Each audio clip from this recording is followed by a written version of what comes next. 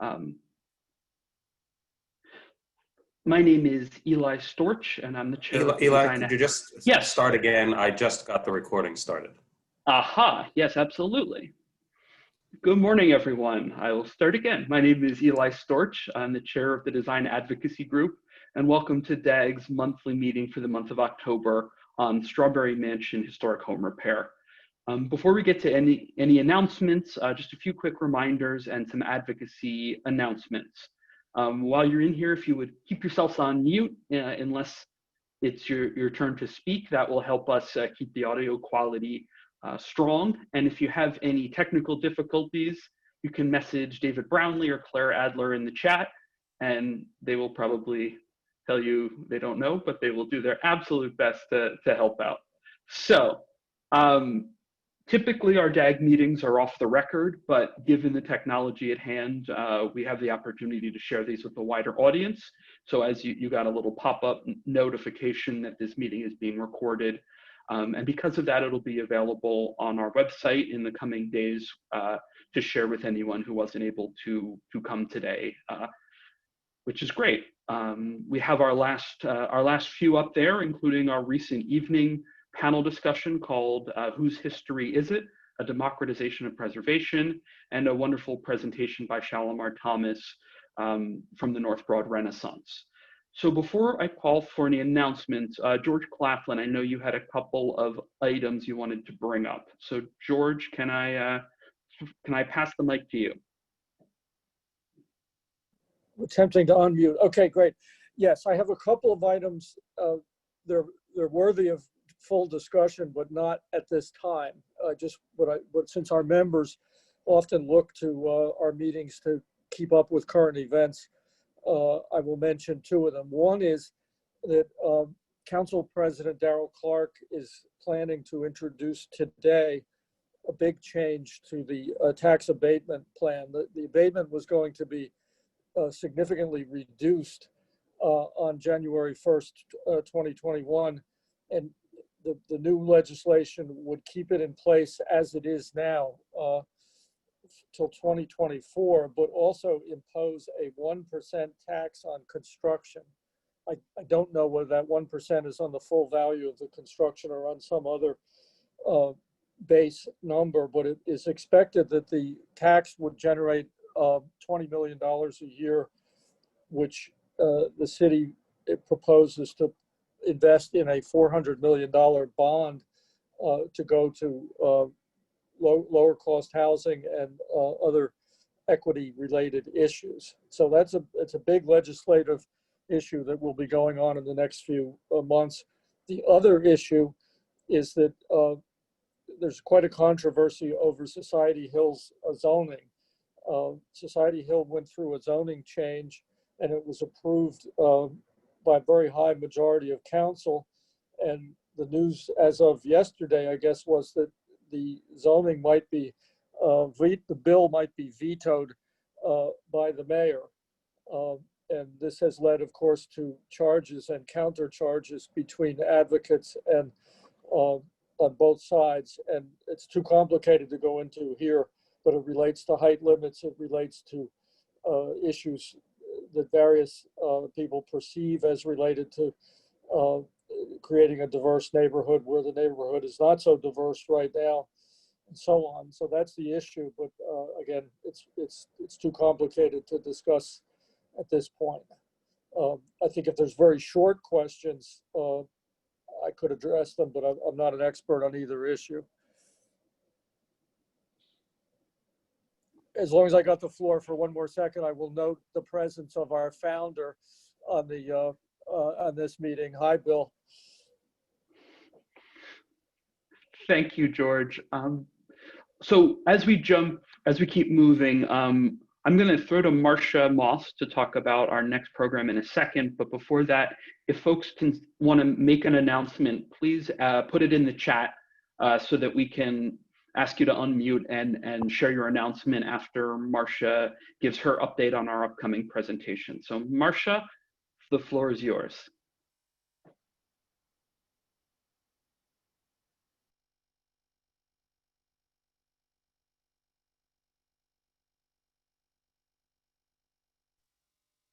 I am not hearing you, Marcia. Marcia, unmute yourself. Marcia, unmute yourself.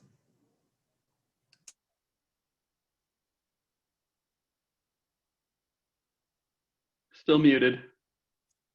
Just press the space bar. Now, can you hear me now? Yes, great. Yes, okay. So, well, Eli, so we're very excited about next month's program. And as you may know, SEPTA is redesigning its wayfinding system so that it works for all of its riders, regardless of language, age, or knowledge of the system. This is a real challenge, obviously. Lex Powers, SEPTA's strategic planning manager, will be providing an overview of the project. And in addition, he's going to be requesting your input. So please join us next month. That's November 10th. It's a Tuesday at 6 p.m. See you then. Eli? Sounds good. That one's going to be fun. They have a lot of information that they're working through, and they have sent out a survey, which if we haven't shared it yet, we will make sure to share on that events page so that folks can weigh in on the process and come hear Lex speak and ask questions and pick his brain on how they're going about that whole process, which is an exciting development. So if you have any announcements, if anyone wants to speak up, say anything, please add it to the chat right now. I know Anne Mintz, did you want to say something? Do you want to jump in here? If you do, unmute yourself and please. Okay, I think I'm unmuted. Say hello. Yes, you are. Very good. Good morning, everybody, and thanks to Eli for the invitation. My name is Ann Mintz. I am the Director of Development at the Reading Terminal Market, which is a new position. The Reading Terminal Market is one of the crown jewels of the designed environment in Philadelphia, although if we are honest, it's more organic than designed. It has sort of evolved over the past almost 130 years to be what it is. And like a lot of businesses, it is struggling with the pandemic because of the massive loss in foot traffic. So I am going to put a link to the GoFundMe we have established in the chat.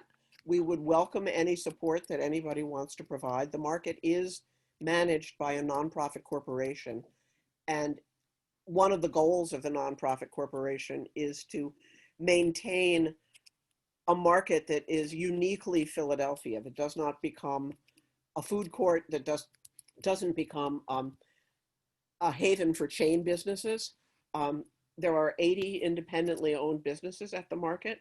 Some of them predate the Civil War. Some of them are owned by recent immigrants. I'm sure you all know and love the market. And Eli found out about this and invited me to come to this meeting, which I'm really interested by, and by the way, would like to keep participating in it. I've been interested in relationship of in the built environment and the urban environment since I was in college. I used to work for Buckminster Fuller. I have been sort of looking at the intersection of design and community for a really long time. So I'd love to stay part of this. Got any questions? Just, I'll put my email address and the GoFundMe link in the chat. And my Thank you, Anne. I appreciate you coming on, and the Reading Terminal Market is close to where we have our meetings at the Center for Architecture typically, so we all spend a lot of time after the meeting walking through, and I was happy to support and happy to have you on this morning. Next up, Lori, do you want to unmute and talk about the Night of Lights? Sure. Sorry, for some reason my camera isn't working. Actually, not sorry about that.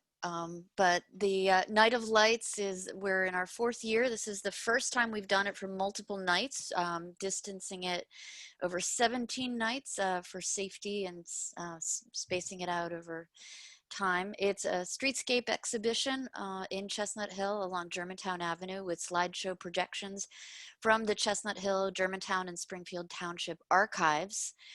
projected through storefront windows.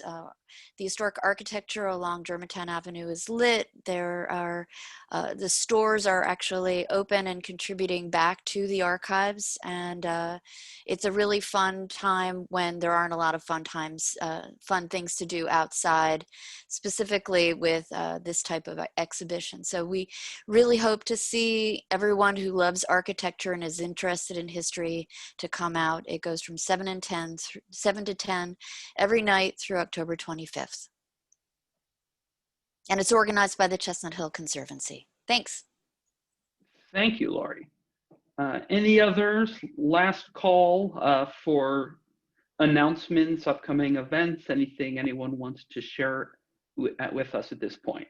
Eli, Paul Steinke from the Preservation Alliance, if I could just quickly jump in with an announcement.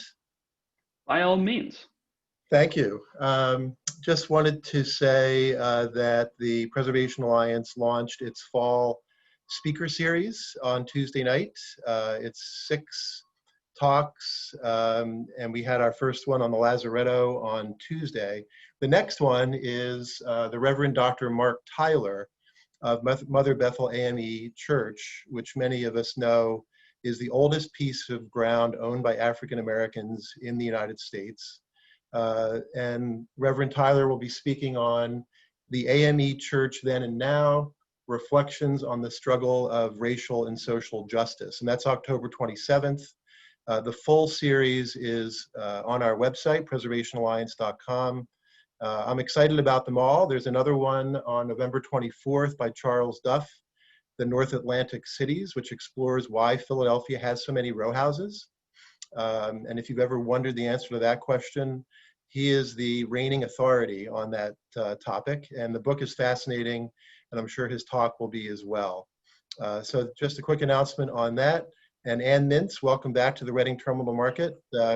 She worked for me there as our Director of Development, and I did not know she had been rehired for that role. So congratulations and best wishes. Thank you, Paul. If either you or Patrick could drop the link to that series in the chat, I think it'll make it easy for people to click on it and dig into it some more. So let's jump in. We have last 2 pieces of business. DAG has started a new series called the DAG Dispatch, which is a newsletter that comes out Monday morning. It's looking at the news of the past week from development and architecture and planning and other issues that relate to the city. So check for that at the beginning of your Monday to help get up to speed for the week. And then lastly, our forum. The DAG Forum is an opportunity for folks to share. It's not just for architects and designers, it's for anyone who has an issue that's pertinent to the community and the design community at large. If you want to contact dagfellow@gmail.com or reach out to David Brownlee through our website, it's an opportunity to share thoughts that are on your mind in a brief piece. So that's all of the housekeeping that we have right now. So it is my pleasure to introduce this morning's panel, or this morning's program, Strawberry Mansion Historic Home Repair, and the moderator, who is a close friend of mine and a close friend of DAG's, Verónica Ayala Flores. Verónica, in addition to being a program assistant at LISC Philly, an organization focused on collaborating with residents and partners to catalyze resilient and inclusive communities across America, Verónica is at this point DAG through and through. She serves on our steering committee and chairs our Design Equity Task Force. So I would like to give her a round of applause as she introduces this morning's topic and speakers. Verónica? Hi, guys. So yes, thank you for joining us this morning. I'd like to introduce Tonnetta and Brandon. So Tonnetta Graham is a Philadelphia native who is founder and current executive director of the Strawberry Mansion Community Development Corporation. For those that don't know Strawberry Mansion CDC, it is a nonprofit organization dedicated to neighborhood preservation, commercial, residential, and economic development and planning. She has successfully led community engagement efforts and negotiations in a wide variety of development projects that have led to community benefits that have stabilized the neighborhood and empowered its longtime residents. Her additional service efforts include board affiliations with the Strawberry Mansion Neighborhood Action Center, East Fairmount Park Coalition, Community Partnership School Trustee Board, and the Audubon Outward Bound Discovery Center. She also serves as an instructor for the Philadelphia Citizen Planning Institute and is a contributor to the Citizen Toolkit and Philadelphia Neighborhood Preservation Toolkit. Tonnetta has a Bachelor of Science in Human Resource Management from Indiana University, and her Master's in Higher Education and Organizational Leadership from Drexel University, with additional certifications in volunteer management and citizen planning. She enjoys spending time with her family, especially her teenage son, Luke, and friends.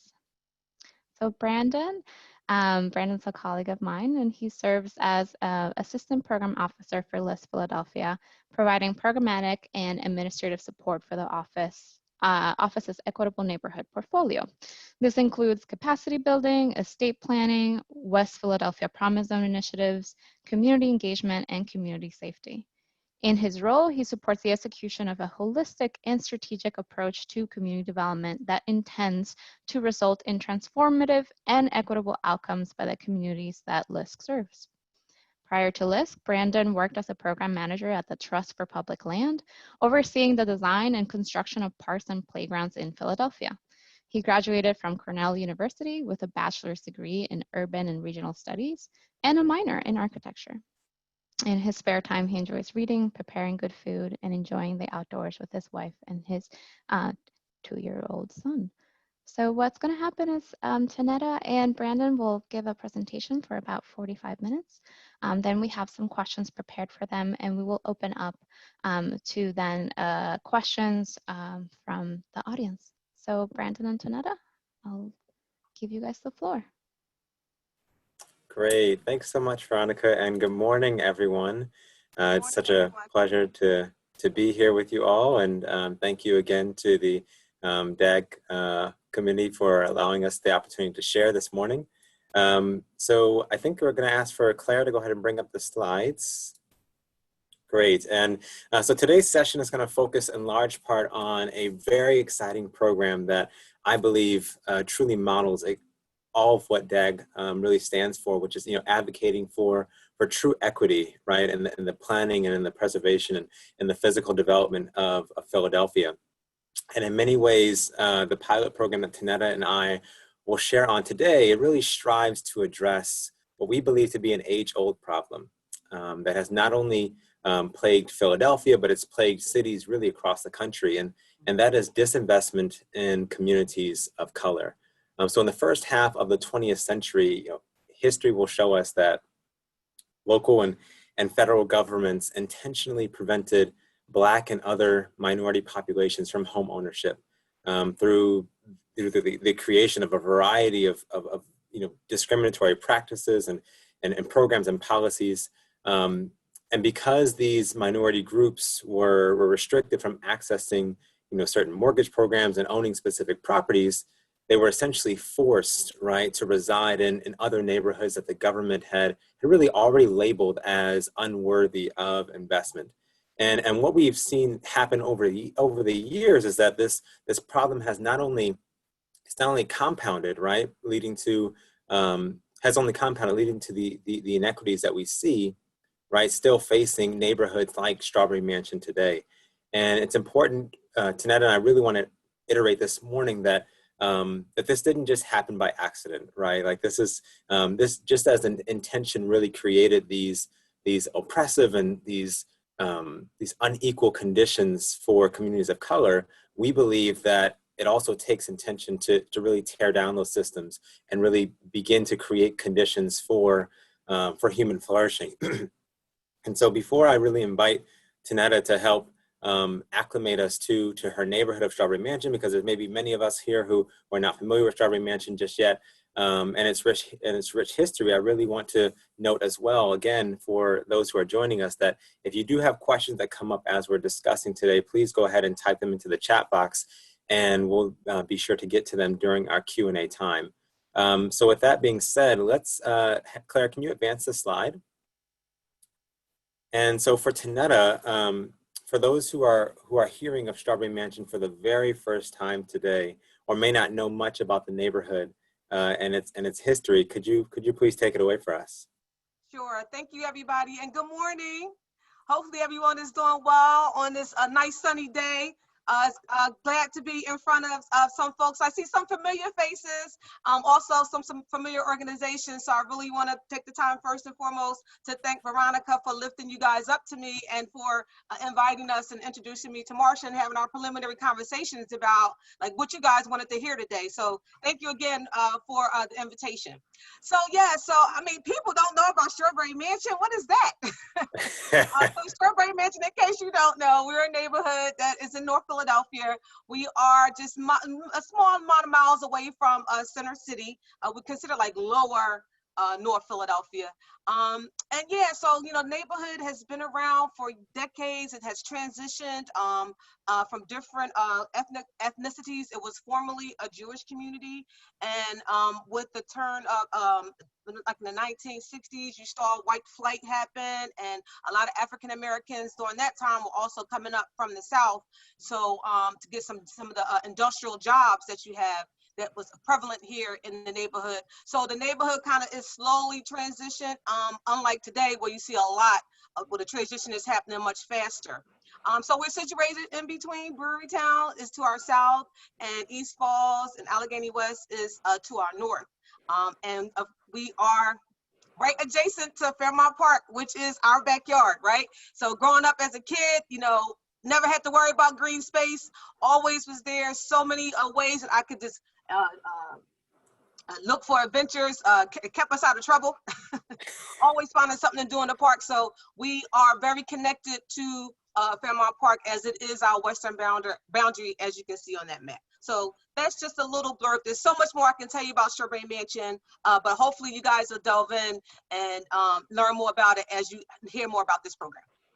Great, and yes, Tonnetta is so passionate about her neighborhood, and it is true. You can just feel the excitement about Strawberry Mansion as Tonnetta is speaking. So, Claire, if you could advance to the next slide for us, we want to talk a bit for a moment about the trends in home ownership in the neighborhood, because this is something that's very important to understanding, I think, the rationale and really how the Strawberry Mansion Historic Home Repair Program came about. Earlier we acknowledged that there was this intentional system that was set up to really limit, Black and minority home ownership in communities across the country, and especially in Strawberry Mansion. And so, Tonnetta, I'd love for you to be able to talk about what you've seen here as a resident and as a local leader in Philadelphia, compared with what you've also seen take place in Strawberry Mansion. Yes, thank you. So yeah, as I mentioned before, as a neighborhood transition from a Jewish community, a lot of African Americans were able to gain home ownership because the houses were selling for low amounts, right? So we're up here, some of us have tons of relatives from the South, and it's like, hey, so-and-so was selling their house, and then they may have 2 or 3 properties, and you would turn your brother or your sister on, hey, so-and-so is selling their house. So a lot of blocks in Strawberry Mansion are families. You have blocks with families that are living right next to each other. I know myself, my mother bought a house next to her mother, and her sister bought a house next to them, right? So you have a lot of family clusters in the neighborhood. And so that trend in home ownership is what give us our strength today, and kind of gives me some footing in what we have going on today, is that for us to be considered a low wealth community, a low wealth Black community, we have a high home ownership rate, right? Now, of course, like in other areas of the country, that home ownership is dwindling. That home ownership is being threatened by a variety of things. Some of it is the pressure of displacement.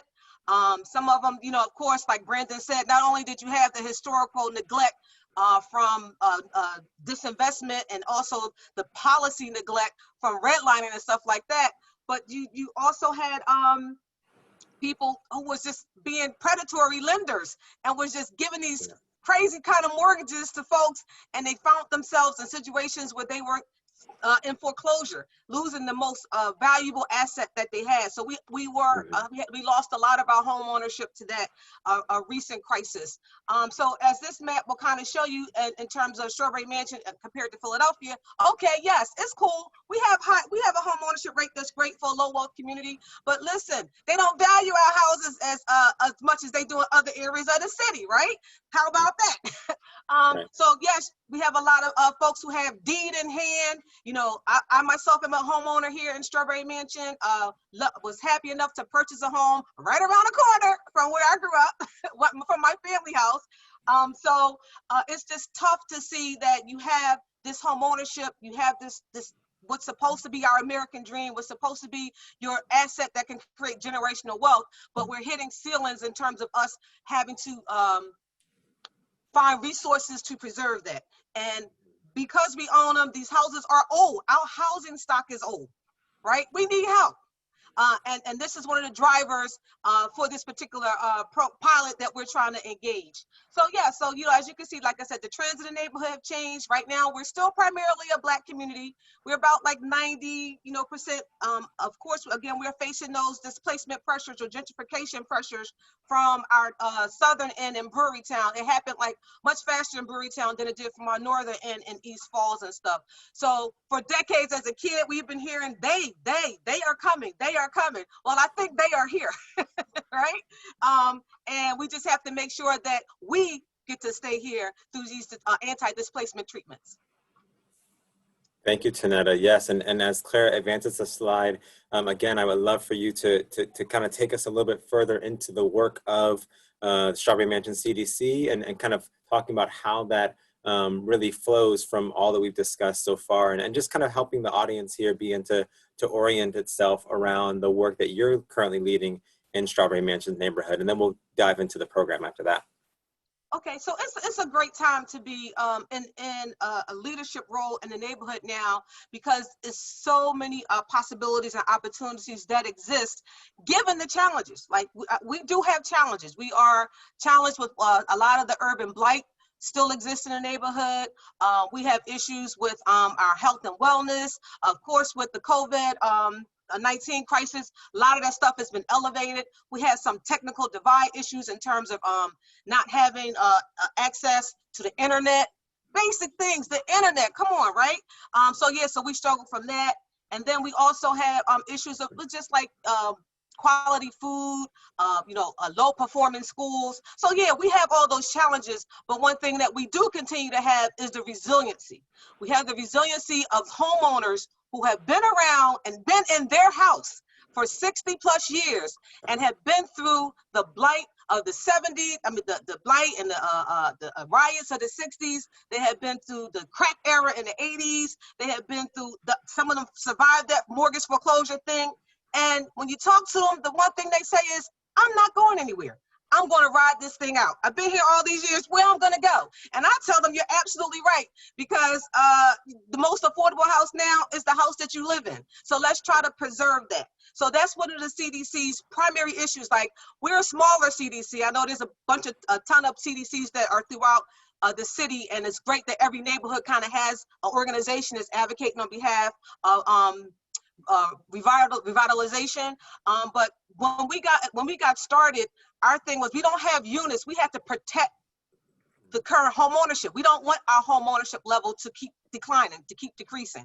So one of our initiatives was, is we have to figure out a way where we know we have room for investment. Because of NTI, and you guys may remember NTI, the Neighborhood Transformation Initiative, through John Street's administration, they tore down a lot of houses. They did remove a lot of abandoned cars and stuff like that, boarded up some houses, which was cool, because some blight did get removal, but they were supposed to invest some stuff. When they tore those houses down, they were supposed to, what was the plan to replace it with some other housing, right? So that never happened. And then, so that leaves us really vulnerable in that we have all of this vacant land and this vacant parcels, and developers are looking at that and looking at ways that they can engage in that land without engaging the neighborhood. Not all of them, I'll be fair to say, not all of them. Some of them do want to work with the community, but a lot of them are just seeing these as parcels. And one of the things that we take pride in Strawberry Mansion is that we are still a community. We are not just a neighborhood of units. We are a neighborhood of neighbors. And we are, like I said, longtime neighbors too. So yeah, so the CDC is working to on a variety of fronts. We're helping out with the residential and commercial development. We have had some residential developments here, some affordable housing for home ownership. We worked with PHA to help develop new ways that they can engage the community when it comes to placing their more affordable units in the neighborhood. So we've had 3 major projects from them that we worked with, and we kind of elevated their Section 3 program. That was elevated in the Strawberry Mansion because we knew that we wanted them to come in and do something different. And yeah, so, you know, we just, I mean, I could talk on and on about the neighborhood, Brandon, so you gotta stop me, make sure you answer the question.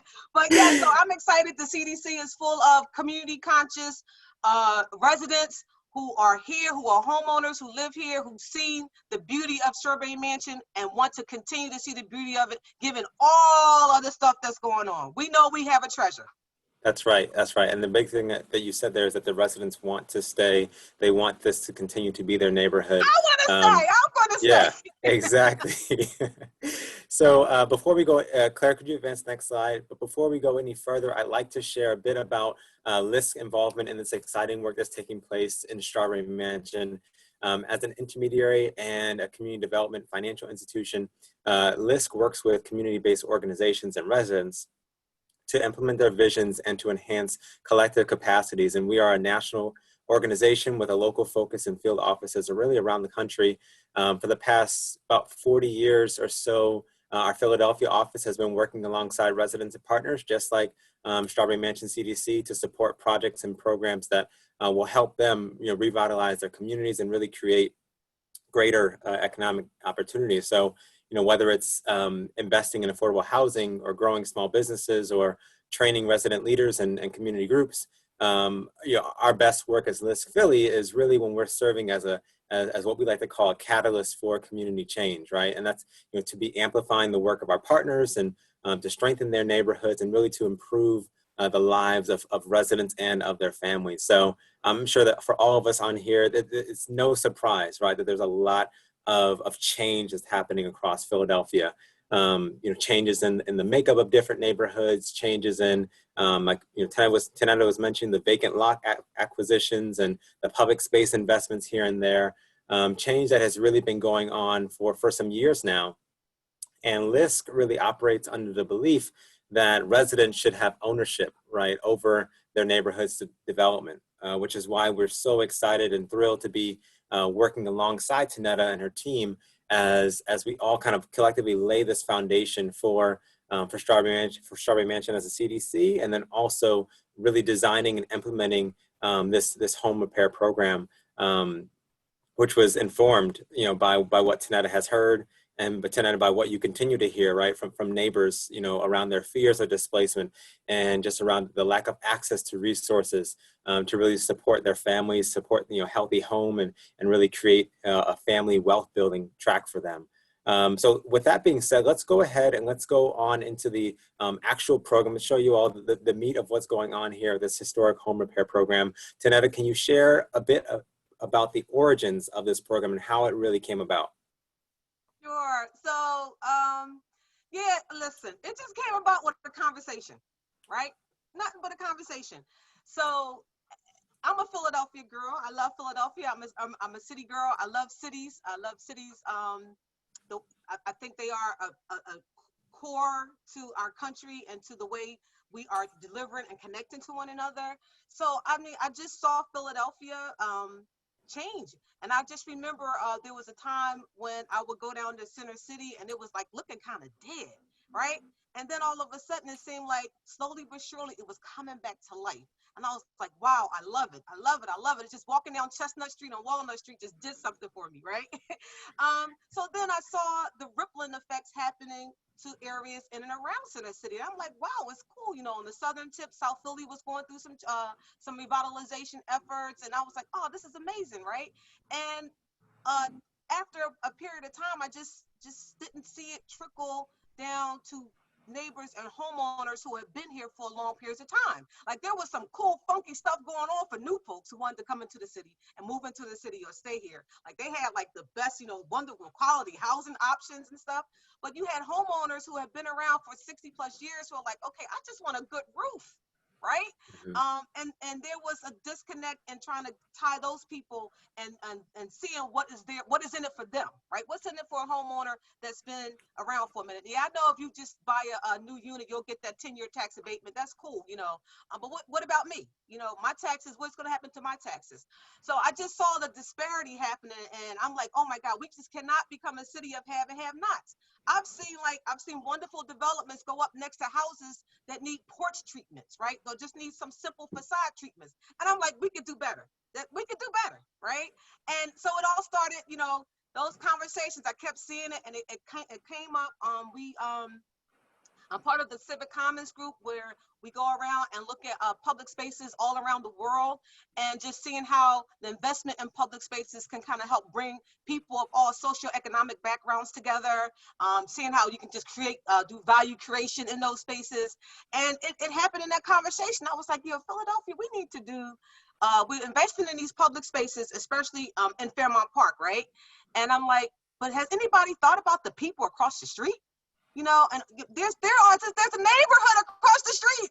And when I see myself at fundraisers for trying to preserve a home for birds, and I'm like, I have people across the street who need their home preserved. We got to do something. We got to do better. We got to do better. So that's how the conversation started, Brandon. And thankfully, it was that conversation that happened on one of our civic common journeys in one of our cities. And I met with Kara Ferrantino from William Penn, and we were just talking. And she was like, Tonnetta, you know what? That just makes sense. I'm like, yeah.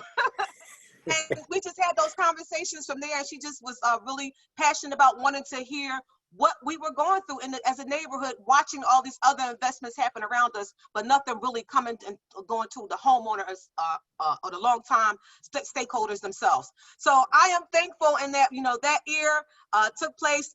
Kara got together. She connected me to LISC, right? And we just started having conversations about what can we do to help preserve the homeowners. Now, here's the difference. What's so different about it? Because this, you know, this is not a different program. I didn't reinvent the wheel. The wheel is not being reinvented here.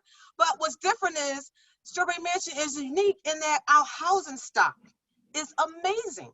Like, yeah, our houses are dilapidated and some of them need help, but you can still see the beautiful ornate and the beautiful ornate characteristics and the craftsmanship that went into our houses. So whether it's the long blocks of workmen's houses, 2-story rows, or, you know, 3-story bricks, you might have blocks where you have all 2 stories on one side and the other side all 3 stories. We have brownstones. I mean, it's like the variety of housing stock and with the colonial elements that pops in and out of it, it's amazing.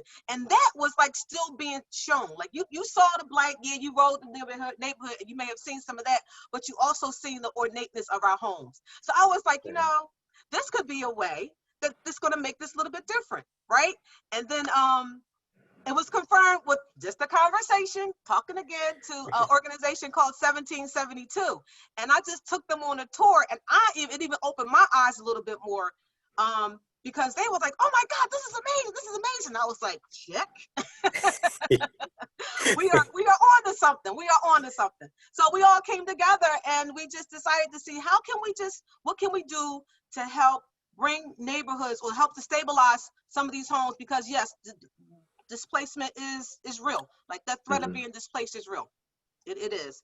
So how can we kind of, you know, put some remedies in there to kind of help ease that and to strengthen the homeowners and empower them so that they can preserve their home and pass it on to the generations after generations after generations.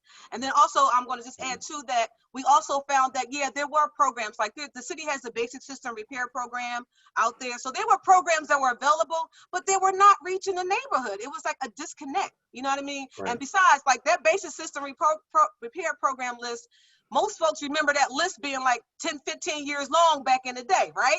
So I know the city has put more money into it and has moved the list pretty bit pretty faster, but that's not being relayed to the folks who most need it. So we've just seen so much opportunity to pull people and resources together so we can help keep people in their homes. Exactly. Yes, and Tonnetta, the thing I really love about this program is that it's really, you've designed it to be geared to, of course, provide, you know, needed repair and preservation work on homes across the neighborhood. But what you also done is incorporated this angle towards, you know, the homeowner wealth building, right, and the resource programming, and, you know, working with owners who may have tangled title, and helping owners, you know, establish financial planning, you know, best practices and principles for their homes, and just really striving to make this a one-stop shop, right, where homeowners come to the program and they're able to work with you and your team. And if we are able to serve them directly through the program, then you have relationships with partners across the city, programs across the city, and you're able to really channel them to those appropriate programs that would best suit their needs. So I think that's really what makes this program very special and unique from a lot of the other programs that I've seen, at least. Yeah, and the idea was I wanted to make sure that there's something in it for everybody. Like Right. when William Penn gave us the funding to start this program, I was, you know, I knew that I couldn't, it's not going to service everybody, right? I mean, not Mhm. everybody's going to get their house fixed in through this program. I wish it could. If it was up to me, I'd get everybody house fixed. I'll be like Oprah, and you get your house fixed, and you get your house fixed, and everybody get their house fixed, right? But of course, you know, funding is not going to allow us to do that. So it's a pilot. So while we're only able to start with 25, the idea is that the 25 will actually physically get their structure treated, and with historic preservation elements, as well as the basic elements of being safe, clean, and dry. But Mhm. they'll also be able to participate in workshops that the community at large will be able to be part of, right? Yes. So everybody, the homeowners that are selected in the program, they'll have workshops like financial literacy, workshops like estate planning. Because once we get these house fixes, once we get these houses intact, we want to make sure that all our ducks are in a row. So show that should something happen, it will be no issue passing it along to the next generation. They'll also be able to do some DIY home ownership to care for your house in a historic way. A lot of times, you know, we have these historic elements in our house and we don't even know they exist. You know, I often tell the story where I threw away my door, one of the doors to my house, because I have an older 3-story house here in the neighborhood, and I threw away one of my doors. I kept rehanging it. I was like, I'm just going to get rid of this door. And it was out in the trash, and my neighbor knocked on my door and said, what are you doing? What are you doing? I'm like, I just changed my door. No, don't do that. Don't do that. You have to keep as much as you can of your house, of the original elements of your house as you can. So I was like, okay. So our idea is to make sure other homeowners know that, right? Right. How they can kind of get their home repair. And then we also want to make sure, like you said, Brandon, the tangled title is taken care of. A lot of times we can't access these programs because our title is still in our grandparents' name. Again, I told you, people own houses in Strawberry Mansion for 60 plus years now, right? But you know, as people transition, maybe they hadn't taken care of the deed issue. So, you know, it's hard to get services to a house when your name isn't on the deed. So we have embedded in this program those options for the community at large to participate in. And I will say, I will give it up for the city as well, as they also put additional funds in for tangled title work.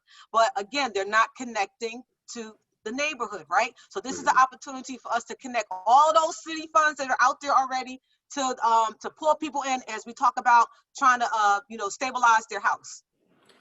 Great. So it's something in it for everybody. It's something in it for everybody.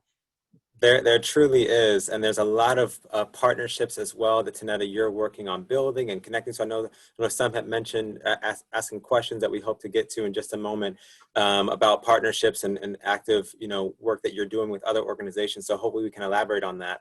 But in the interest of time, I'm going to ask for Claire to go ahead and advance the slide for us and talk a little bit about the community engagement, because earlier I mentioned the importance of residents really having ownership, right, over the development that takes place in their communities. And I believe that this pilot program really places that value at the forefront. So Tonnetta, if you could, for a minute or two, elaborate on how this program, or how you've geared this program to really engage residents and be responsive to their shared needs. Yeah, so the residents and the homeowners are at the center of this project. They are at the center, right? The needs are, and the programming is being driven by what do they need to become empowered? What do they need? What do they need? Whether it's financially, whether it's like maybe some hands-on opportunities to actually get in there and do some preservation work. What is it that's going to take for residents to be able to stay in their homes, and also to have the financial wit to go and get access some money, right, through their equity in their houses to maybe send their kids to college, right? Or to maybe get some more repairs done. Like the amount of repairs that we're going to do, we have a limited number because we have only so much funding that we have right now.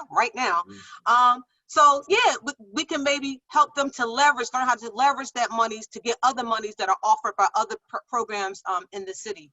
So engagement is it's real critical, and now at a time such as COVID, where it's kind of tough, making those connections to people.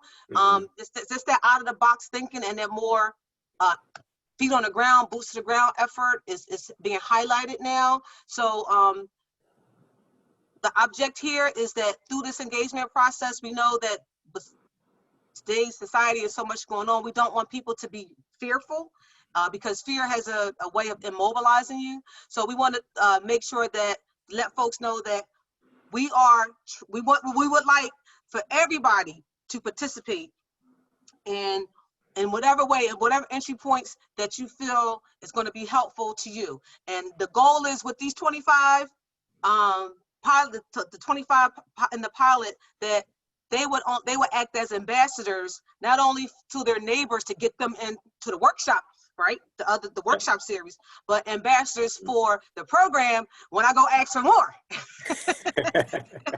That it's gonna be successful. So they'll be the ones that give that testimonial, saying, and they'll be confident enough to say yes, and they'll know that they participated in every step of the way, and that the other communities, the idea of having the other community residents engaged in the workshop series is that when I do get more money, they're gonna be ready. It's, I don't have to go. I'm like, listen, I got these folks lined up. What y'all gonna do?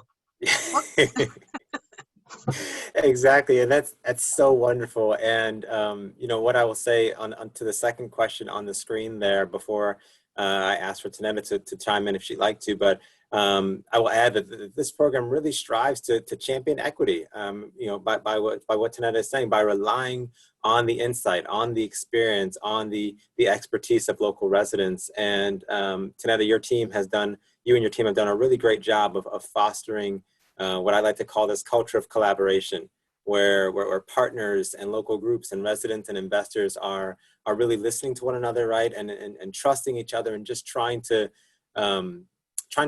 leverage their collective resources to really innovate and pilot this program, right? Design and implement and try and fail and try again. I think that these shared values around engagement, whether it's residents or partners or other groups, it really allows for you, Tonnetta, and for your team, and for LISC, and for all of the supporters around the project to try these different solutions in support of advancing equity and long-term homeownership in Strawberry Mansion.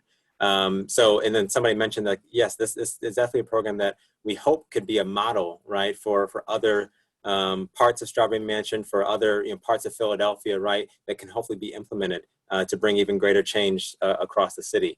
And that's the cool thing about it being a pilot. The cool thing about it being a pilot is that, as we design it, what works, it may not work here. We can tweak it a little, we can make those adjustments.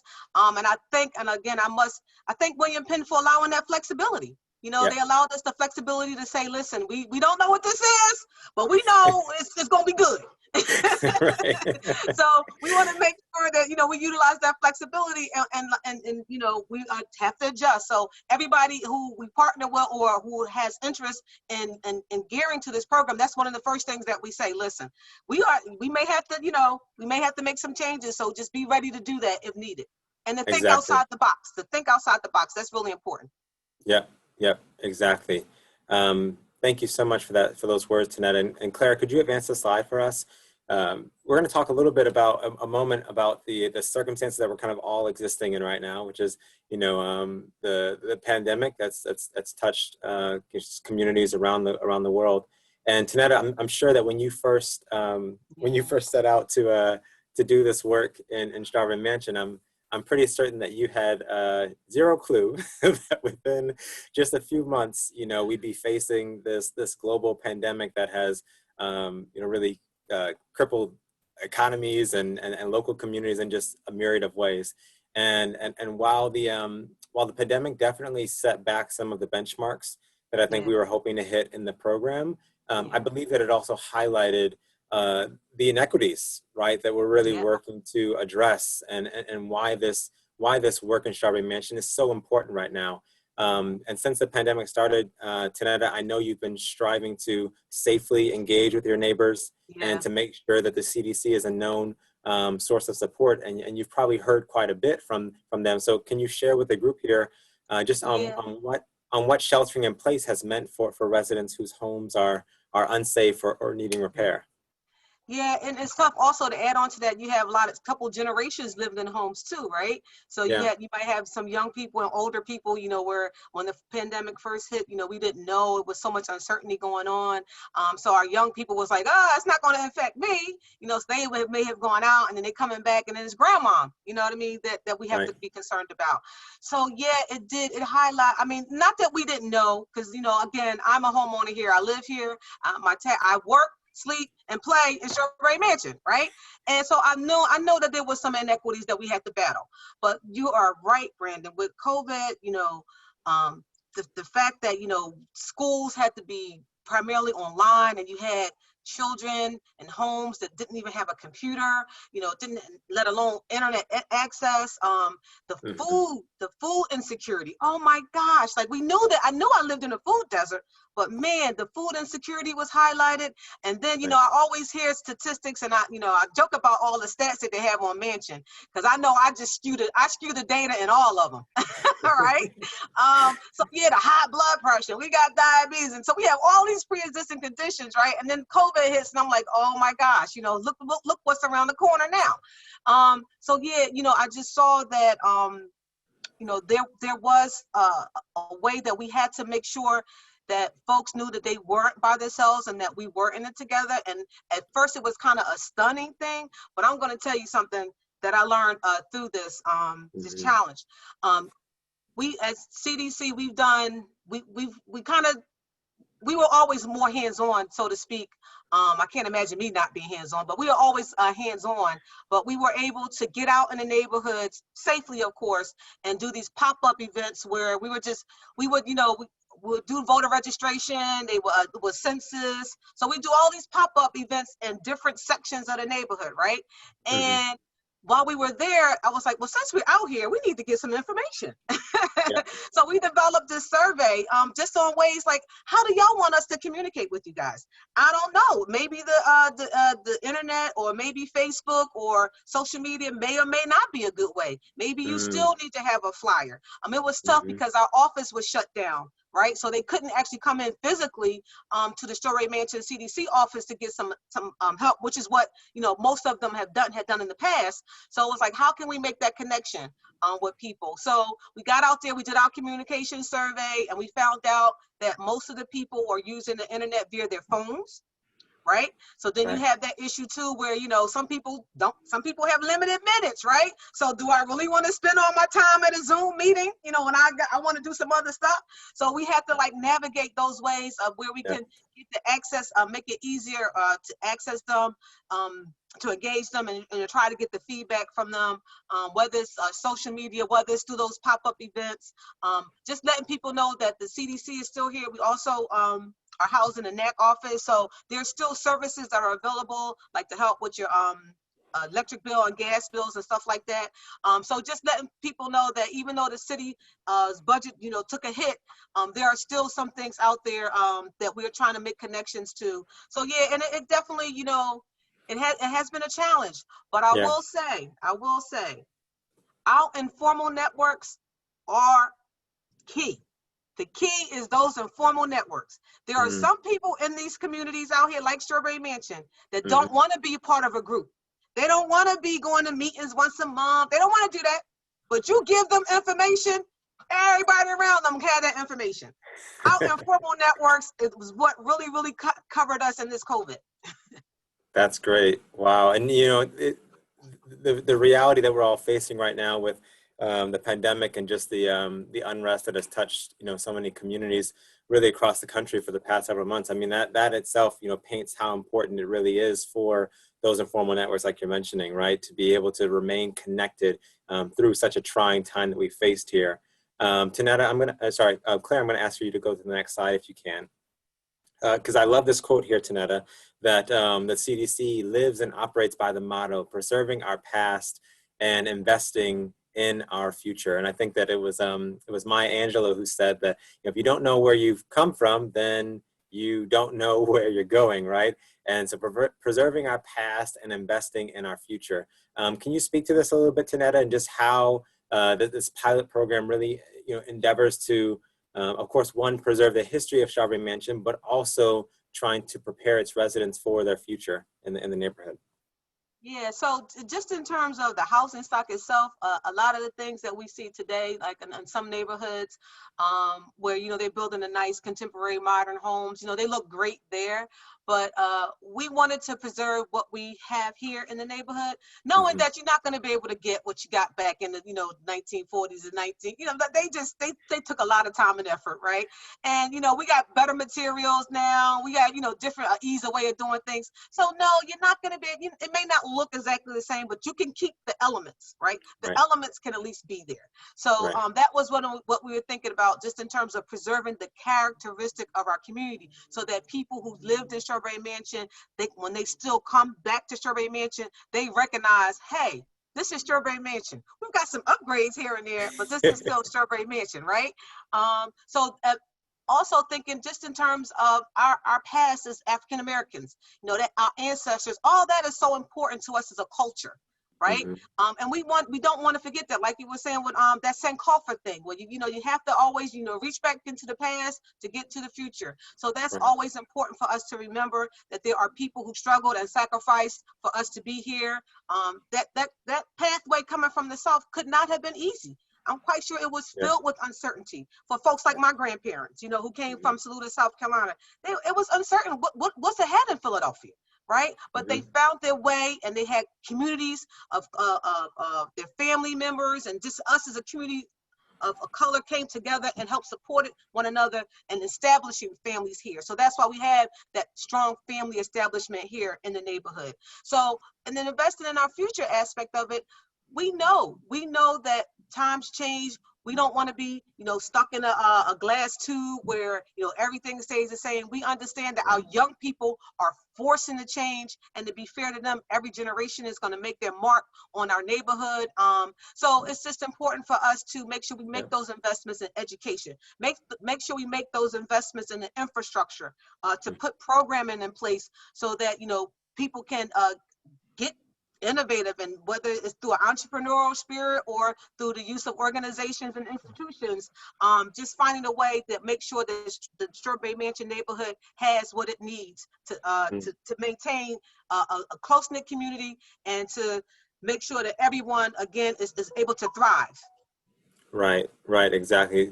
Creating this neighborhood of human flourishing, which is what we've talked about just at several points throughout this. So Claire, if you could advance to the next slide.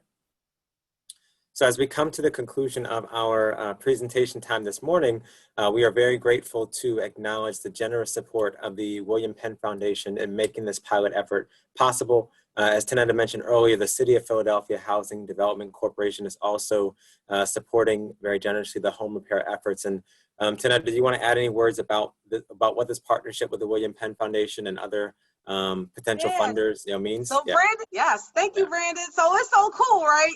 This is how you got something good. When everybody's like, wait a minute, what is that? Let me look into that, right? So it's piqued the interest of a lot of folks. Again, we're happy that William Penn brought LISC to the table, because I know this is what you guys do, right? So we've also reached out to VIP legal services, as well as community legal services, for the help with that tangled title issues. We talked to Urban Affairs Coalition and Clarify, and I think Citizens Bank. I got a call from Citizens Bank last week about, hey, we offer financial literacy too. So I'm like, oh my gosh, how are we going to put everybody in here, right? So so that's on the financial literacy aspect. So again, the idea is that there's something in it for every resident homeowner in Strawberry Mansion, whether you are a homeowner or a renter, because most of our renters have been renting for 20 plus years. So you're invested. You've been renting for 20 years. You invested in the neighborhood, right? So we have we have on a historic preservation note, 1772. Who would have thought, right? Looked at Strawberry Mansion and say, hey, we think we can do something here. And then so that pulled us in with the Preservation Alliance. And I know Paul is on here, who's done some work in Strawberry Mansion before, right? So helping to engage them in this process. And then I always say this kind of was something I wasn't thinking about, but it's actually good again that it's came up. We have some environmental folks that have some interest in whether the home repairs that we do in these 25 pilot homes will help with energy bills. So we have the Green Bill initiative, Green Bill United, I think that's what it is, right, Brandon? Yeah, Green Bill United. Green Bill United was like, hey, well, let's try to see if we can come in and measure what ways of the impact of on energy in this program. And then we also use Penn Praxis to help us try to pull some pre-data together, do some pre-assessments, and to help guide our reflective practice. Because again, the goal is duplication. The goal is replication, right? Yeah. And we want to spread this out to as many as possible. So we are like open to folks who, have that input, who I think there's like I said, there's access points for a variety of organizations. Basic system repairs, like, wait a minute, we've been trying to, we got this money, we need some help getting rid of it, right? I know people in Strawberry Mansion are eligible for basic system repairs. So they partnered in with us. So we have tons of organizations, not only of William Penn on the foundation and in 1772, but we also have the Knight Foundation wants to know how can they, what impact can they make to help us to make sure this program becomes successful. So I'm excited about the partnerships that is drawn. I got a call from Pew not too long ago about just, hey, what are you guys doing down Mansion with this historic home repair thing? So so just doing engaging you folks like DAG is helping not only to get the word out about what we can possibly do, but it's also helping create those bridges to other organizations that may or may not be doing something similar, but or may or may not want to have some kind of entryway into assisting Strawberry Mansion. Well, here you go. Great. Thank you so much, Tonnetta. It was such a good just insight into all that you're kind of actively working on when it comes to the partnerships that you're building. I'm going to ask for Claire to show the next slide.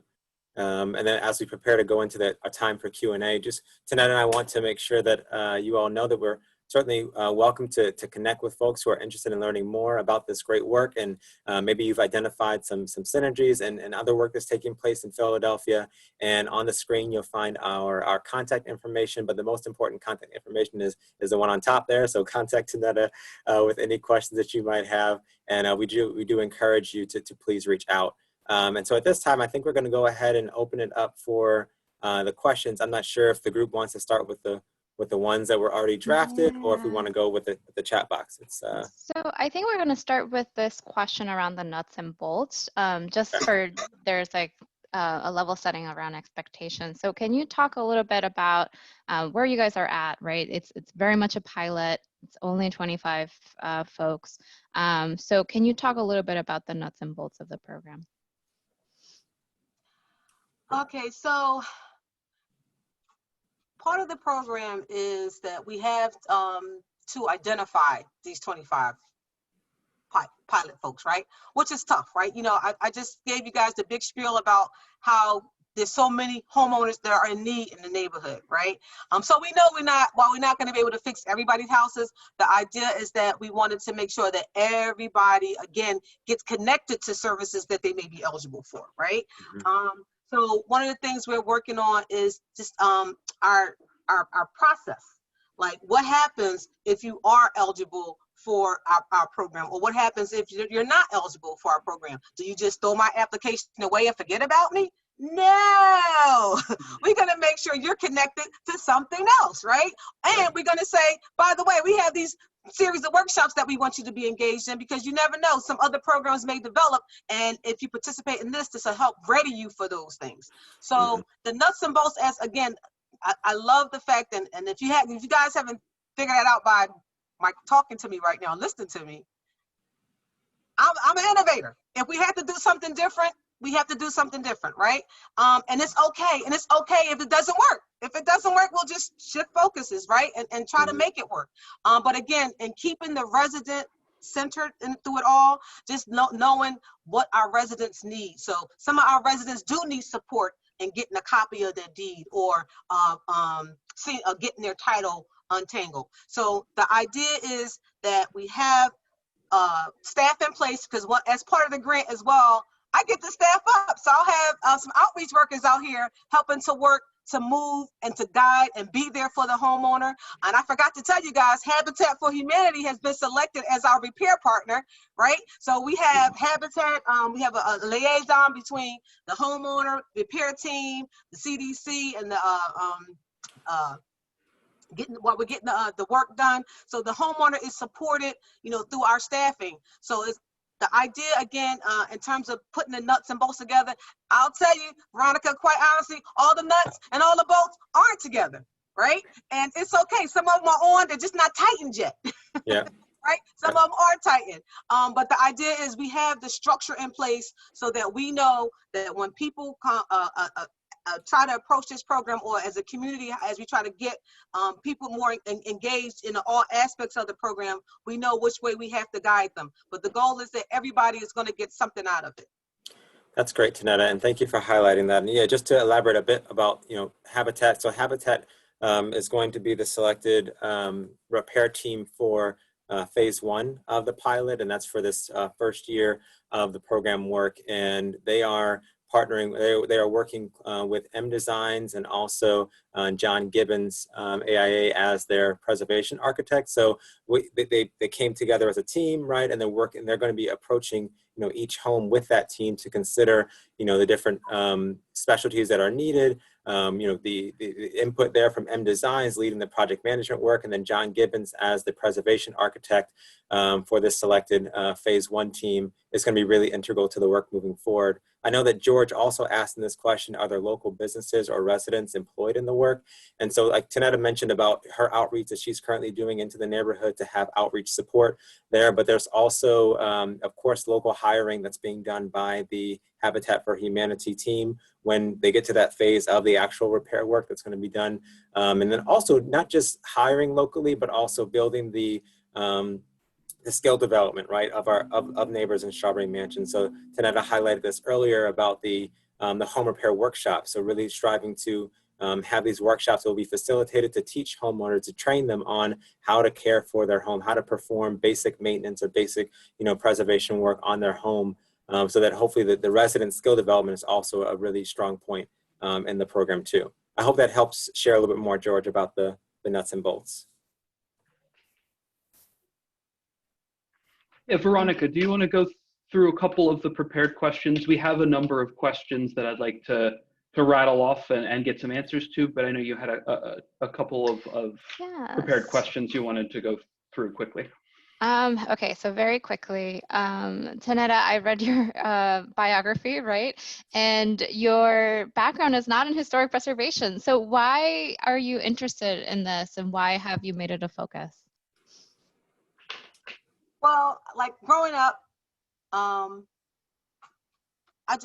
see the connection, that I have in my family, with our past, right? And just how important and how foundational that could be, to whatever, whether you're talking about developing a legacy of home ownership, or a legacy of being educated, just a legacy of caring for each other and caring for the community and communities around you. So that, the past and that cultural aspect of it has also it's just been important to me. And when I went away to college, right, I went away to college as an undergrad, I came back to a Philadelphia that I didn't know. And I was like, oh, wait a minute, what's going on? It was a crack era, by the way. And a lot of people, that drug really impacted our community in adversity, had an adverse impact to our neighborhood, because a lot of families and stuff were were struggling, with a family member that was on the drug. And we all know right now that was designed as well. But yeah, so I saw, I saw the dilapidation happening, and I was like, but one of the things that kind of kept me going was that I still saw the beauty. I saw the beauty in where we were. I saw the beauty in who we were as a resilient people, right? And given all the stuff that was happening all around, people were still having block parties. Given the stuff that was happening all around, people were still taking a broom and sweeping their stoop. As a kid, I had to scrub those marble steps, those nice marble steps that we had, so people were still doing that. And I was like, this is still a neighborhood. This is still a community. And we are here and we deserve to be preserved. We deserve to have every chance we can to stay in our homes, right? Which are beautiful and ornate, right? You go in the folks' houses and it's like, I have a stained glass window in my house. I didn't appreciate it back then, but I appreciate it now. Right? It's like, why they put that there?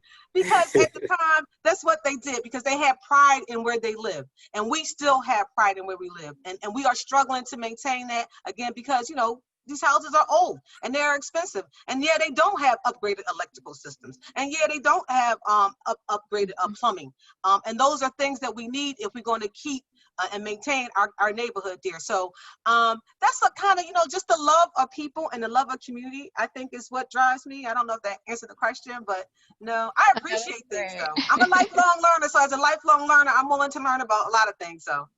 Okay, so I'm going to ask one more question because I know we're running out of time, and then we'll open it up for the audience. So as you know, DAG has several task forces. One of them is design equity.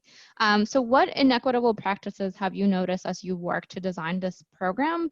And what do you wish was practiced instead for either of you? So some of the inequity was assuming that everybody can go online and fill out an application. That to me, I was like, not everybody's doing that. Assuming that everybody would go and look at a website and just go check it out. That the connection wasn't there. And I think that I know it's easier to do. I encourage people myself. It's so much easier. I can get a flyer out so much easier if I can just email it to everybody. Right. Yeah. But I still had to do paper flyers. I still have to do some door knocking and stuff like that. So I think the communication piece was really important because as we try to move people to that form and to those more technical ways of communicating, we still have to support them as they get there, right? And I just saw that like a lot of people, like one of the things that there was some programming, this great guy, he wanted to do some great programming in the neighborhood, right? And he said, okay, I had this application, just tell the kids to go online and fill out the application for me tonight. I got 10 slots for you. And I'm like, are you kidding me? I'm going to have those kids come in our office when we have a computer lab so we can all do this application together, and I was like, he didn't think that was something additional step that he had to do, because normally if you go to other areas where you have a majority, they don't have those access issues to technology. They can just go in and do the application online, right? Mm-hmm. So just little things like that I've seen that has been highlighted in terms of equity. And then just the fact that my house is valued at $30,000 less than the average house in the city itself. Why is that? Why is that? You know what I mean? This is why a lot of that predatory home buying or we buy houses guys are targeting communities like Strawberry Mansion, because they know that, and some of this is the city assessment system. Some of it is that too, right? But they know that if a house on quote unquote the city's records is valued at 60,000 and they offer me 70, oh wow, that looks like a good deal, right? But if they went to another neighborhood, that house would have been valued at maybe $120,000, right? So in order for me to get access into that, because again, this is an asset, and some people may want to leave. Not everybody wants to stay. I don't know why, but some people want to transition to other places in other areas of the country, which is fine. But we want to make sure that you get the most out of your asset if you're going to sell it or whatever. So I see the inequity in that in terms of just how our houses are valued and how like when it comes to like trying to infuse new ways or revitalize our neighborhood, just how folks can just get a loan. It seems like they're giving out loans here and there, right? But here it is, Miss Mary got her deed in her hand. All she wants, her house is valued at say maybe 120,000 now because she lives in the neighborhood in Strawberry Mansion that's coming up a little bit. But she can't get a $10,000 loan on her house because she wants a roof. Come on. Not everybody's credit is bad in Mansion, right? Yes, we do need financial literacy, right? So this is a lot. I can be here for days, Veronica. Brandon, I don't know if you wanted to add to that. No, let's continue. Yeah, let's continue. All right, so let's open it up for questions. Eli, I will hand it off to you. Yeah, I just want to run through some questions that we're getting in the chat.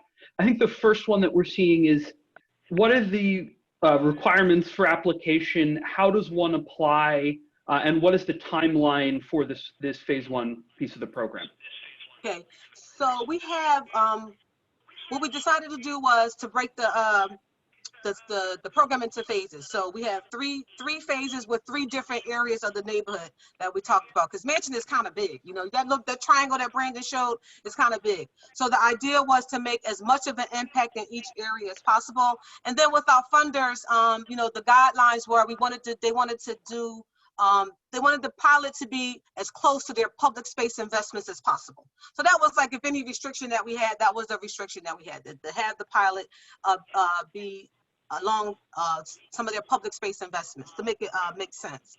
So what we decided to do was we have an expression of interest form in those areas where people can fill out an expression of interest form. And my email, I think Brandon put it up, but they can email me and they can get an expression of interest form. And then after the expression of interest form, we move into the application stage. So right now we are on area 1, which is, we kind of ranged it a couple blocks from 33rd to 31st, I think is Oxford to Diamond. So we kind of split the neighborhood in the 3 sections. So we are in area 1. So again, just because we're going to select at least 5 houses, and we're going to start out with 5. It's not a lot. Like I said, it's a pilot, but the goal is, of those 5 that are selected to get their home repaired, there will be other opportunities for other neighbors to get ready or to be in the pipeline by doing the financial literacy workshops, the estate planning workshops, so forth and so on. So that will be open to everybody in that area, in the community. So that's how, if anybody want to have a point of interest with it. And it's also on our website, www.strawberrymansioncdc.org. You'll see a blurb that says Strawberry Mansion Historic Home Repair Program. Great, and then the work that will be done tonight, we expect that to begin likely in the first quarter of 2021, right? So the home repair, the actual home repair work, right? So right now we're kind of working out, like Tonnetta said, working out some of those nuts and bolts, some of those kinks with Habitat and with other partners at the table. But yes, that repair work is expected to begin in the first quarter of 2021. Thank you. Judith, we see you wanted to interject or speak. Judith Robinson, if you'd like to unmute yourself and ask your question. Yes, can you hear me? Mm-hmm. Okay, Queen Judith Robinson. I come to you today with 30 years of real estate experience, okay? Born and bred, Hebrew Israelite in Strawberry Mansion. I was trained by David Feldman's father, Jack Feldman. God rest his soul. He trained me very well. I love historic preservation. I knew from the time our family moved into Strawberry Mansion how historic it is. I am part of the East Fairmont Park Coalition. I'm a representative as a committee person. I'm a committee person of the 32nd Ward, which encompasses Strawberry Mansion from Susquehanna southward to the train tracks, okay, there past Oxford. John Coltrane House, all of that is involved. I'm also a director of Strawberry Mansion Civic Association, and I'm also a member of DAG, as I've been in many forums over many years as it relates to historic preservation. I'm also a member of Preservation Alliance over many years. But I want to speak to the William Penn Foundation. I really am happy that you have given us these funds. But I want to say to you, based on the conditions that we were sold as families. My family is from Stanley Street, 2500 block, 1958. The condition of the properties that we purchased were just before any home inspections, okay? And they were the worst condition properties that could have been sold, okay? So I want to talk about William Penn and advancing racial equity is what you talk about in your guiding principles. You talk about economic inclusion, and I want to say this as it relates to economic inclusion. Someone said if you're not at the table, you're on the menu, okay? You talk about capacity building, deeper engagement of the residents. You certainly need to do that, William Penn. Before you come into a community, you must make sure that we engage our residents. Now, as smart as I think I am, as much as I know, I reached out to our 5th District planner, David Fecto, because David Fecto is paid by the city of Philadelphia to plan for the 5th District and support us in every way. So that's what I do. So now here's what I want to do, because I want to get clarity. I want to get inclusion. I want to be make sure that the community really is involved with this. So here's what we have, you all, for clarity. We got the Community Design Collaborative doing a feasibility study on the John Coltrane House. That's billions of dollars worth of tourism coming from all over the world, okay? But there's only one organization involved from our community. I am a tour guide, you all, trained through the Foundation of Architecture, the now defunct Foundation for Architecture. So, you know, this is something seeped into me. Nobody asked me to go there. Just as a real estate professional, I want more knowledge. So then we have the William Penn Foundation and Mural Arts pulling up the rear, putting murals on walls for $25,000 a pop, while we have our children in need of access to education, trying to gain it through the internet. Virtually. So look, when we talk about tangled titles, I want to be a part, because nobody can untangle a title, because I was trained by Mr. Gil Perch. David, you know who he is. He taught me how to untangle titles and how to be a conveyancer. We could take this outside of our community, but then you wouldn't be including us economically. Where's that money going to? Who is it taking the money? We're talking about building capacity. Well, when you have capacity, you better use it, because I'll be willing to donate my expertise, not take a dime. Just like with the project coordinator, I told the interviewers that I'll be willing to take half of whatever the salary is and bring in 2 or 3 young people to train them in how to be involved with these planning issues. So look, I'm not going to belabor this, but let me say this.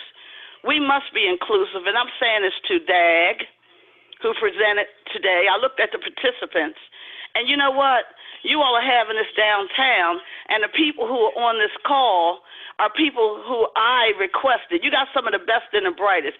I am not going to try to call out everybody, but you got the Williams family, the Williams brothers on this call, the best and the brightest of our community. You all need to know these people. You all need to be more inclusive. There's no way on earth that you should allow one organization to cipher money through our community, set up a project where you don't have this and you don't have that. We don't want to sound like we don't know how to get the job done with $1 million. We want to let you know that we're the best. We can get this done. As a person who grew up in this neighborhood, we know who the best and the brightest are. We don't have to go outside of our community to find anything to be respectful. But I think DAG, William Penn Foundation, LISC, and all the rest of you all who have put this all together, including my good friends, Habitat for Humanity, you need to come back and go through the RCO process.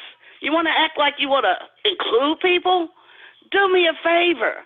We're already set up. You all set that up when you changed the zoning code in 2012. If you reached out to the RCOs, guess what? You'll find me. If you reached out to the Civic Association, guess what? You would find us, because I would never, with all my experience, have one person claiming that they're founded an organization or that they are moving agenda without a gang around me. All the people of Strawberry Mansion. With that, I'm going to shut up. Thank you very much. Okay, thank you, Judith. Thank you, Judith. Someone, if you could yeah. drop your email in the chat, someone is going to try and get in touch with you, it looks like, and make yourself available so that that conversation can continue. Veronica, sorry to cut you off there. No, I just wanted to see if there was a response. I didn't really hear a question, so wasn't sure if there was something to respond to. But if there are any other comments that Tonnetta or Brandon would like to make. Oh, okay, sure. Yeah, and I'm familiar with Judith. Yeah, so I definitely, yeah, there's some wonderful talent in Strawberry Mansion, you know, without a doubt. Wonderful talent in Strawberry Mansion, wonderful talent. And I, by all means, am not, you know, I was brought in to this organization by a group of sincere, community conscious folks who knew that there was a gap in representation in the community. So yeah, Strawberry Mansion, we are diverse. Definitely not a monolith, you know, definitely different voices, which is definitely appreciated. So this one's probably for Brandon. As you know, from the LISC side, and Tonnetta, feel free to weigh in. How do you see the development of this pilot, not just growing the program in Strawberry Mansion, but jumping to other communities? And how has this learning process set the table for growing similar programs around the city? It's been really fascinating, actually. We've been fortunate to work with some really great partners so far in just the beginning stages of this program, particularly with Penn Praxis, who helped us to lead some initial data gathering and also some extensive, community observation, and then some research on their part with comparable programs around the country, and really helping us kind of model out a theory of change that could begin to kind of guide our decision making. And what that has done is that's kind of helped us create some questions that we begin to assess as we're going along in the program on this reflective practice experience that Tonnetta kind of alluded to earlier, and really making sure that evaluation and documentation of these lessons learned are built into our process. So, at the conclusion of each year's work in the spring, we are holding a reflective practice session with all the partners that are at the table to begin to document and understand some of the challenges, some of the lessons that we faced throughout that year. And then also throughout the, Tonnetta and I are also working with the Pew Trust on evaluation of the program as well. So beginning to look at this program and asking some critical questions about how this program is coming about, how this pilot is really being developed, so that we can begin to kind of think more about how can Tonnetta replicate this across the neighborhood, right? But then also how can LISC continue to support this effort in other parts of the city? And we have some active discussions going on with funders to look at, other parts of the city that are also interested in doing home repair, but also combining that home repair with, homeowner support resources. So it is this entire process, the way that we're approaching it, I think is going to inform a lot of how this is possible, in other parts of the city, and particularly with, other areas that are seeing what's going on in Strawberry Mansion. Like, I want that to come to my neighborhood. So it's a really exciting time for us to be working on this together. And Eli, I might add that there's a neighborhood in West Philly called the Centennial, covered by the Centennial CDC's boundaries. Prior to all of this, we did a neighborhood exchange, and that our neighbors to the west side are just similar. The demographics at Strawberry Mansion, the home ownership is a little bit higher in Strawberry Mansion than it is there, but they do have the older homes that they're trying to preserve. So we already have like that neighborhood on the west side that is looking at how they can kind of implement this on their side. That's the Parkside neighborhood, yes? Yes, yes. Mm-hmm. Well, thank you. I think we are right at our time. So Tonnetta, Brandon, Veronica, I wanted to thank you all for contributing and sharing this program with us. So as we sign off, we will see you again on Tuesday, November 10th at 6 p.m. For the discussion of SEPTA's Rail Transit Wayfinding Master Plan. This program will go up on our website in the next couple of days. So if you want to share this with anyone, please come back to the DAG website and you'll find the video of this. So as we go out, I just wanted to have a round of applause. Thank you for guys. all Thank the you all for having me. contributions. Thank you. Thank you, Feel free everybody. to reach out with any questions. Please And do. we look forward to checking in and seeing how the program turns out and hopefully how the next phases go. Yes, wish us luck. Great. Thank you so much, everyone. Thank Have you. a great Thursday. Bye-bye.